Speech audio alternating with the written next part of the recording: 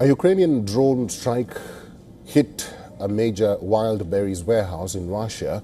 የሩሲያና ዩክሬን ጦርነት ከብሔራዊ ጥቅምና ስትራቴጂካዊ ወይንም ስልታዊ ፍላጎት አንጻር ዛሬም ተባብሶ ቀጥሏል። ከብሔራዊ ጥቅም አንጻር ሞስኮ በዩክሬን በኩል ተጠግቶ የሚያጠቃትን አካል ለመከላከል እንደምትዋጋ ትናገራለች። ከስልታዊነት አንጻር ደግሞ በቀጠናው ላይ ራስን ማስከበርና ኃይልን ማሳየት ትፈልጋለች። ዩክሬን ደግሞ ስለ ሉዓላዊነት እንደምትጋደል ትሞግታለች። ዛሬም በቀጠለው ጦርነት ከ600 በላይ የዩክሬን ድሮኖች ሞስኮንና አካባቢዋን ኢላማ ያደረገ ከፍተኛ የአየር ጥቃት ማድረስ ቸውን የሞስኮ ባለስልጣናት አስታውቀዋል።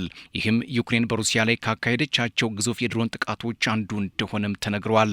በጥቃቱ ምክንያት በፖዶልስክ ከተማ የሚገኘውና የሩሲያ ትልቁ የኦንላይን ገበያ የሆነው የዋይልድ ቤሪስ ዋና የዕቃ ማከማቻ መጋዘን ተመቶ ከፍተኛ እሳትም ተነስቶበታል። በጥቃቱ ምክንያት የመኖሪያ ቤቶች መጎዳታቸውና ሰዎች መቁሰላቸውም ተዘግቧል። ዩክሬን በሩሲያም የሎጂስቲክና የኢኮኖሚ መሰረተ ልማቶች ላይ የምታደርገውን የድሮን ጥቃት አጠናክራ የቀጠለች ሲሆን ዋይልድ ቤሪስ መጋዘኖች በቅርብ ጊዜያት ውስጥ ተደጋጋሚ ኢላማ ሲሆኑም ተስተውሏል። የሞስኮ ከንቲባ ሰርጌይ ሶቢያኒን እንደገለጹት ከፈረንጆቹ ነሐሴ 17 ጀምሮ ወደ ሞስኮ ክልል ያመሩ ወደ 620 የሚጠጉ የዩክሬን ድሮኖች የታዩ ሲሆን ከነዚህ መካከል 180 ያህሉ ተመተው ከሽፈዋል።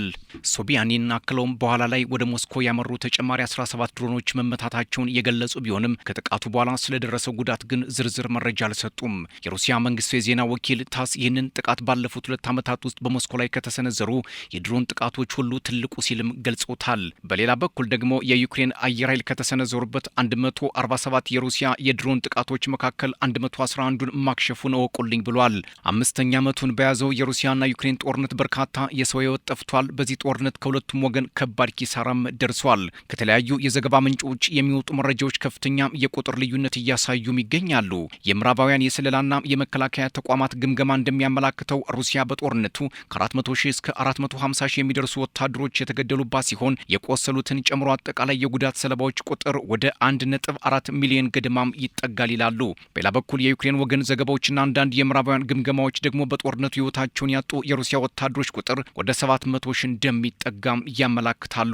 በዩክሬን በኩል ደግሞ ከ125 ሺህ እስከ 150 ሺህ ወታደሮች ሕይወታቸው ሲያልፍ 500 ሺህ ወታደሮች ደግሞ ቁስለኛና የደረሱበት ያልታወቁ ናቸው የሚል መረጃም አጋርተዋል። ከሩሲያና ዩክሬን ጦርነት ማን ምን ይፈልጋል የሚል ጥያቄ በተደጋጋሚ ይነሳል። በሩሲያ በኩል የዩክሬን ግዛቶችን ሙሉ በሙሉ በቁጥጥር ስር ማዋል፣ የቮሎዲሚር ዜሌንስኪን መንግስት ከስልጣን ማውረድ፣ ዩክሬን የሰሜን አትላንቲክ የጦር ቃል ኪዳን ጥምረት ኔቶ አባል እንዳትሆን ማድረግና በምዕራባውያን ሀገራት የተጣሉባት ኢኮኖሚያዊ ማዕቀቦች እንዲነሱላት ትፈልጋለች። በዩክሬን በኩል ደግሞ በጦርነቱ ያጣቻቸውን ግዛቶች ሙሉ በሙሉ ማስመለስ፣ ከምዕራባውያን አጋሮቿ አስተማማኝ የደህንነት ዋስትና ማግኘት እንዲሁም የራሷን የፖለቲካና የጦር ጥምረት የመምረጥ ሙሉ ነጻነት እንዲኖራት ፍላጎት ማሳየቷ በክሬምሊንና በዩክሬን ቤተ መንግስት ማሪኒስኪ መካከል ከባድ ፍጥጫ እንዲወለድ አድርጓል ሲሉ ተንታኞች ይናገራሉ።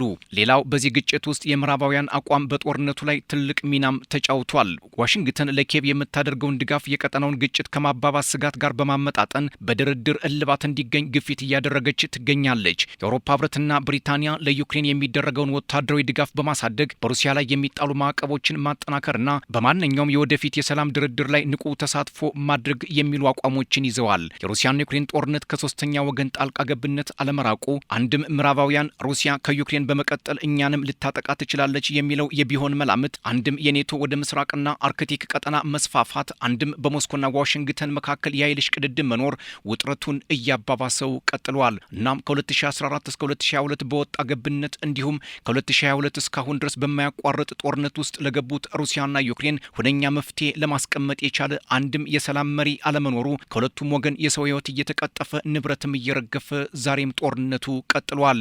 ከዚህ ጋር በተያያዘ የእንግሊዝ ድሮኖች በሩሲያ ግዛት ውስጥ ለተፈጸሙ ጥቃቶች ጥቅም ላይ ውሏል የሚሉ ዘገባዎች መውጣታቸውን ተከትሎ ሞስኮ ለዩክሬን ድሮኖች እያቀረበች ነው ስትል ለንደንን ወንጅላለች። ሩሲያ ብሪታንያ ለዩክሬን ድሮኖችን በመስጠት ጦርነቱን ሆን ብላ እያባባሰች ነው ስትል የከሰሰች ሲሆን ለዚህ ድርጊቷም ተገቢውን ዋጋ እንደምትከፍል አስጠንቅቃለች።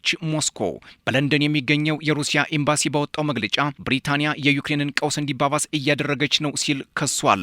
ኤምባሲው ብሪታንያ ዩክሬን ፈጽማቸዋለች ላለው የሽብር ጥቃት እንደ ተባባሪና አብሮ አድራጊ ሆናለች ሲል የከሰሰ ሲሆን የለንደን እርምጃም በእርግጠኝነት ዋጋም የሚያስከፍላትና ተጠያቂ የምትሆንበት እንደሆነ ገልጿል። የብሪታንያ መከላከያ ሚኒስቴር እንግሊዝ ሰራሽ ድሮኖች በሩሲያ ላይ ለተፈጸሙ ጥቃቶች ውለዋል የሚሉ ልዩ ዘገባዎችን ያላረጋገጠ ቢሆንም የሩሲያን ጥቃት ለመከላከል ለዩክሬን የሚያደርገውን ድጋፍ አጠናክሮ እንደሚቀጥል ይፋ አድርጓል። ይህ የብሪታንያ መግለጫ በለንደንና ሞስኮ መካከል አዲስ መካረር ሊፈጥር ይችላል የሚል ትርጓሜም ተሰጥቶታል።